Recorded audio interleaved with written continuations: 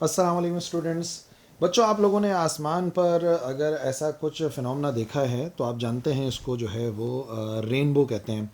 आम तौर पे ये जो रेनबो है वो देखा जाता है बारिश के बाद, और स्पेशली ऐसे स्पेसेस जो कि थोड़े से बड़े खाली जगह होती है ना, वहाँ पर देखे जाते हैं। बेसिकली ये जो रेनबो बनते हैं इनके पीछे एक फ़िज़िक्स का फिनोमेना है जो कि आज के हमारा लेक्चर का टॉपिक भी है, और वो है डिस्पर्जन ऑफ लाइट। आज के लेक्चर में पहले हम समझेंगे डिस्पर्जन ऑफ लाइट क्या है, कैसे होता है, और फिर उसके बाद बात करेंगे कि how and why rainbow is formed.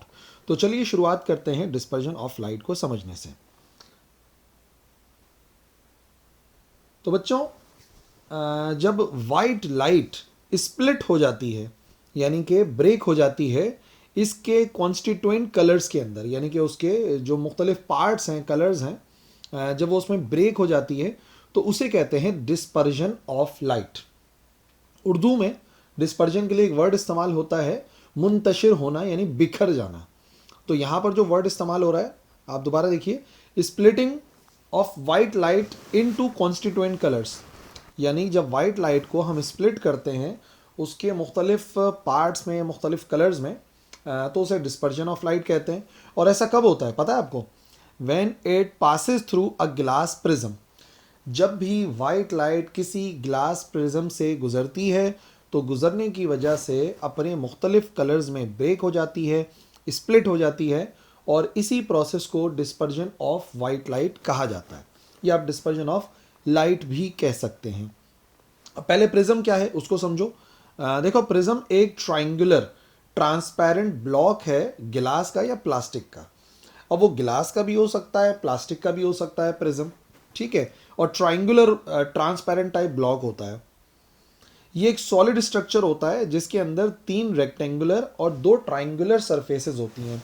This is very important. एक सॉलिड सी शेप होती है जिसके अंदर आपको 3 रेक्टेंगुलर और 2 ट्राइंगुलर सरफेसेस नज़र आएंगी। आमतौर पे प्रिज्म आपको देखने में ऐसा नज़र आता है। और ये बनता कैसे है? ये बनता यह है कि जब हमारे पास 2 ट्राइंगुलर और यहाँ पे देखो 2 ट्राइंगुलर और 3 रेक्टेंगल हैं, अगर इन्हीं को आपस में हम मिलाते हैं ना तो आप देखोगे जो शेप बन जाती है इसी को कहते हैं ग्लास प्रिज्म। सही है ना? तो इसका मतलब सही बात है कि ट्राइंगुलर प्रिज्म जो है वो बेसिकली उसके अंदर 2 ट्राइंगल सरफेसेस होती हैं, ये वाला ट्राइंगल है, ये वाला, और 3 रेक्टेंगुलर हैं, और मिलने के बाद जो है ये बना देते हैं एक ग्लास प्रिज्म। ठीक है, ये हो गया डिस्पर्जन। अब ज़रा समझना है कि डिस्पर्जन क्यों हो रहा है, किस तरीके से हो रहा है। मान लो ये एक टॉर्च है जिससे वाइट लाइट एमिट होती है, ठीक है। ये एक वाइट लाइट है जिसकी कोई भी पर्टिकुलर आपको वेव्स नज़र आ रही हैं, उनकी एक पर्टिकुलर वेवलेंथ नज़र आ रही है। लेकिन यही वाइट लाइट जब मैं कह रहा हूँ कि डिस्पर्स हो रही है तो एक्चुअली वो कंसिस्ट करती है 7 कलर्स में। देखो, जो रोशनी आपको सफ़ेद नज़र भी आ रही है ना, एनर्जी सेवर से आपको रोशनी आती हुई नज़र आ रही है, असल में उसमें 7 मुख्तलिफ कलर्स होते हैं। और 7 मुख्तलिफ कलर्स होने का मतलब ये है कि अलग अलग वेवलेंथ होती है। यहाँ पर आपको नज़र आ रहा है कि वो जो 7 रंग हैं, वॉयलेट है, इंडिगो है, ब्लू है, ग्रीन है, येलो है, ऑरेंज है और रेड है।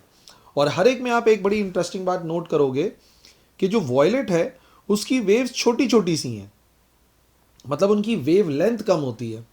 और अगर आप रेड को देखोगे तो रेड की वेवलेंथ सबसे ज़्यादा होती है, और बाकी यहाँ पर इन बिटवीन आ रहे हैं सारे के सारे। यानी आप इंडिगो को देख लो, ब्लू को देख लो, ग्रीन को देख लो, येलो को देख लो, ऑरेंज को देख लो, ये सब इन बिटवीन है।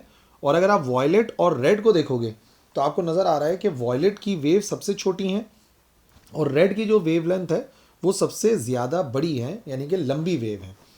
तो इसका मतलब ये हो गया हमारे पास कि एक वाइट लाइट जो है उसमें ये जो 7 कलर्स हैं वो 7 कलर्स बेसिकली इस तरीके से मुख्तलिफ वेव्स पे कंसिस्ट करते हैं, जहाँ सबसे छोटी वेव जो है वो वॉयलेट की होती है और सबसे बड़ी वेव जो है वो रेड की होती है। ठीक है ना? ये आपको नज़र भी आ रही हैं वेव्स। अब वापस आ जाओ, तो वाइट लाइट को जब उसके कॉन्स्टिट्यूएंट कलर्स के अंदर हम स्प्लिट करते हैं, तो वो यानी कि 7 कलर्स के अंदर स्प्लिट करते हैं with the help of glass prism, तो उसे डिस्पर्जन ऑफ लाइट कहा जाता है। ठीक है, ये आ गया प्रिज्म। अब मिसाल के तौर पे इस प्रिज्म से जब भी वाइट लाइट गुजरेगी तो आप नोटिस करेंगे कि पहले तो वो यहाँ पर रिफ्लेक्ट हुई, देखो इस तरीके से रिफ्रैक्ट हुई, और फिर जब बाहर रिफ्रैक्ट होगी तो हर एक वेव की अलग अलग वेवलेंथ है। पर्पल की वेवलेंथ अलग है, इंडिगो की अलग है, रेड की अलग है, तो वो अलग अलग एंगल के साथ जो है वो अपने रास्ते को बदल लेते हैं। तो ये आपको जो कलर्स नज़र आ जाते हैं, वाइट लाइट स्प्लिट हो जाती है मुख्तलिफ कलर्स में, इसी को नाम दिया जाता है dispersion of light. Red, orange, yellow, green, blue, Indigo और आखिर में आ जाता है हमारे पास वॉयलेट कलर। अच्छा, ये जो कलर पैटर्न मिलता है डिस्पर्जन के आखिर में, ये इंपॉर्टेंट बात है, इसको याद रखना क्योंकि ये आगे इस्तेमाल होने वाला है हमारे पास अगले टॉपिक्स के अंदर इस चैप्टर के। इसको कहते हैं स्पेक्ट्रम ऑफ लाइट, या क्योंकि वाइट लाइट का है तो हम इसको स्पेक्ट्रम ऑफ वाइट लाइट भी कह सकते हैं। मतलब ये जो कलर पैटर्न है ना, red, orange, yellow, green, blue, indigo, violet, ये पूरा कलर पैटर्न जो है बेसिकली इसको डिस्पर्जन ऑफ लाइट कहा जाता है। अच्छा, अब बात सारी क्या है, देखो जो स्पीड और डायरेक्शन होती है वाइट लाइट की, वो चेंज होती है और वो डिपेंड करती है वेवलेंथ पर। जब भी रिफ्रैक्शन होता है, वेव किसी एक मीडियम से दूसरे मीडियम में जाती है, तो लाजमी सी बात है कि उसकी स्पीड में फ़र्क आता है, उसकी वेवलेंथ में फ़र्क आता है। तो जाहिर सी बात है ये सब डिपेंड करेगा उसके वेवलेंथ के ऊपर कि किसकी वेवलेंथ ज़्यादा है, किसकी वेवलेंथ कम है। आपको पता है कि जो रेड कलर है उसकी स्पीड मैक्सिमम होती है, ठीक है, और इसी वजह से इंपॉर्टेंट बात है, रेड कलर में स्लाइटेस्ट डेविएशन आता है, यानी रेड कलर ना होने के बराबर अपनी डायरेक्शन को बदलता है। आप देख सकते हो यहाँ से अगर वाइट लाइट आ रही है तो सबसे कम रास्ता जो है वो रेड लाइट ने बदला है, क्योंकि उसकी स्पीड सबसे ज़्यादा है। तो मैक्सिमम स्पीड का मतलब स्लाइटेस्ट डेविएशन। और इसी तरीके से जो वॉयलेट कलर है उसकी बहुत ही कम स्पीड होती है, मिनिमम स्पीड होती है, तो उसमें सबसे ज़्यादा डेविएशन देखा जाता है। और यही प्रॉपर्टी है बच्चों, अगर आपके जहन में सवाल आए कि भाई क्यों अलग हो जाते हैं कलर ग्लास प्रिज्म से गुजरने की वजह से, तो देखो जब भी ग्लास प्रिज्म से गुजरेंगे तो ग्लास प्रिज्म में सबसे ज़्यादा रफ्तार होगी हमारे पास रेड कलर की, और सबसे ज़्यादा रफ्तार होने का मतलब उसकी स्पीड में ना होने के बराबर का फ़र्क आएगा। और सबसे कम स्पीड वॉयलेट की होती है, तो वो अपने रास्ते को सबसे ज़्यादा चेंज करेगी, और फिर बाकी इन बिटवीन समझ लो ये सारे के सारे कलर्स अलग हो जाएंगे और एक पैटर्न बनेगा जिसको स्पेक्ट्रम ऑफ वाइट लाइट कहते हैं। ठीक है, जो कि आपको देखो इस वीडियो के अंदर नज़र आ रहा है। मैं एक्चुअल वीडियो भी आपको दिखाया था, यहाँ पर आप देख सकते हो पिक्चर से नज़र आ रहा है वाइट लाइट आई, और यहाँ से गुजरने के बाद आपको इस किस्म का जो है ना वो कलर नज़र आएगा। तो यही जो कलर आप पैटर्न आपको मिलेगा उतना क्लियर तो नहीं दिख रहा जितना मैंने अभी पिछली तस्वीर में दिखाया था, लेकिन बहरहाल ये कलर्स हैं जो कि आपको नज़र आ रहा है कि इस तरफ जो है वो वॉयलेट है और इस तरफ जो है वो रेड वाला कलर है। ठीक है, अब आ जाओ रेनबो पे। अब आपको समझ में आ गया कि वाइट लाइट कंसिस्ट करती है 7 कलर्स में, और जब अपने 7 कलर्स में टूटती है तो उसको डिस्पर्जन ऑफ लाइट कहते हैं, और जो मिलता है वो मतलब प्रोसेस का नाम डिस्पर्जन है, और जो रिजल्ट में मिलते हैं सारे कलर और उनका पैटर्न उसको कहते हैं स्पेक्ट्रम। अब रेनबो भी तो बिल्कुल ऐसे ही होता है ना। देखो रेनबो एक नेचुरल स्पेक्ट्रम है लाइट का, जो कब अपेयर होता है, जो अपेयर होता है स्काई में, ठीक है, आसमान में नजर आता है। When sunlight passes through water droplets, जब सनलाइट गुजरती है पानी के कतरात से, ड्रॉपलेट से, जो कि एटमॉस्फेयर के अंदर होते हैं, और ऐसा आमतौर पे रेन के बाद ही होता है। जो हमारे वीडियो के शुरू में बात हुई थी ना कि भाई रेन के बाद देखा जाता है, क्यों, क्योंकि जब बारिश होती है तो वो तो आपको पता ही है, बारिश होती है तो पानी आता है, तो बारिश होती है तो वो आसमान के अंदर जो है ना कुछ वाटर ड्रॉपलेट्स जो है वो हैंग हो जाते हैं, यानी कि रुक जाते हैं, स्टिल हो जाते हैं, सस्पेंड हो जाते हैं। फिर उन्हीं ड्रॉपलेट से जब गुजरती है हमारी सनलाइट, तो वो बिल्कुल जो वाटर ड्रॉपलेट्स हैं वो उसी तरह से काम करते हैं जिस तरह से अभी हमारा प्रिज्म काम कर रहा था। तो ऐसा आमतौर पे रेन के बाद होता है, या अगर नमी वैसे ही हवा में है तो हवा के ज़र्रात जो है वो सस्पेंड हुए हुए होते हैं एयर के अंदर, तब भी रेनबो देखा जा सकता है। It appears at as a multi coloured arc, arc की शक्ल में नज़र आता है, ऐसे गोलाई के अंदर नज़र आता है, और मल्टी कलर होता है, जिसमें याद रखिएगा रेड हमेशा आउटर साइड पर होता है और वॉयलेट जो है वो इनर साइड पर होता है। समझ गए ना, रेड जो है ये वो कलर है जिसके अंदर ना होने के बराबर की डेविएशन आती है, और ये हमें आउटर साइड पर नज़र आता है, और इनर साइड पर हमें पर्पल या वॉयलेट कलर नज़र आता है। इस तरीके की शक्ल आपको नज़र आती है, देख लो। तो रेड जो है वो आउटर साइड पर होगा और वॉयलेट जो है वो हमेशा इनर साइड के ऊपर होगा। ये रेनबो कहलाता है। अच्छा, हर ड्रॉपलेट ऑफ वाटर जो है वो बिल्कुल ऐसे बिहेव करता है जैसे कि वो एक टाइनी प्रिज्म है। तो भाई जैसे प्रिज्म ब्रेक कर रहा था, वाइट लाइट को स्प्लिट कर रहा था डिफरेंट कलर्स में, तो हर ड्रॉपलेट समझ लो एक टाइनी प्रिज्म की तरह से काम करता है। और वो क्या करता है, डिस्पर्स करता है रिफ्लेक्ट करता है लाइट को, हमारी आंखों में भेज देता है।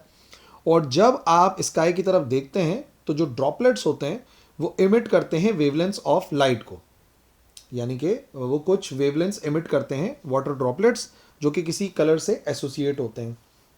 तो भाई हमें पता है सन रेज जो है वो कई तरीक़ों से एंटर होती हैं, ठीक है, कई डायरेक्शन से एक ड्रॉप के अंदर एंटर हो जाएंगी और फिर जो वही वाइट लाइट के मुख्तलिफ पार्ट्स हैं वो कुछ बेंड होंगे अवे फ्रॉम दी नॉर्मल, कुछ टुवर्ड्स दी नॉर्मल, होते होते हर एक अपने रास्ते को बदल लेता है। तो नतीजे में क्या होता है कि हमारी जो भी वाइट लाइट होती है वो हमें मुख्तलिफ कलर्स के अंदर नज़र आती है। और लिखने के लिए जो कुछ है वो स्क्रीन के ऊपर है, आप स्क्रीनशॉट ले लो और रजिस्टर के अंदर लिख लो या वीडियो रोक के रजिस्टर के अंदर लिख लो कि रेनबो के बारे में लिखना क्या है। लेकिन बस याद रखो जो डिस्पर्जन ऑफ लाइट हो रहा था थ्रू प्रिज्म वही होता है थ्रू ड्रॉपलेट्स ऑफ लाइट। और हर एक वेव जो है वो डिफरेंट एंगल के ऊपर डेविएट करती है, तो हमें एक आर्क नुमा एक पैटर्न नज़र आता है जिसे हम रेनबो कहते हैं। ठीक है, देखो ये मिसाल के तौर पे एक वाटर ड्रॉपलेट है, तो उसके अंदर वाइट लाइट दाखिल हो रही है, तो फिर सनलाइट आ गई मिसाल के तौर पर। अब ये अलग अलग रास्ते चूज़ कर रहे हैं ना, और फिर यहाँ से टकराने के बाद दोबारा लाइट ब्रेक हो जाती है।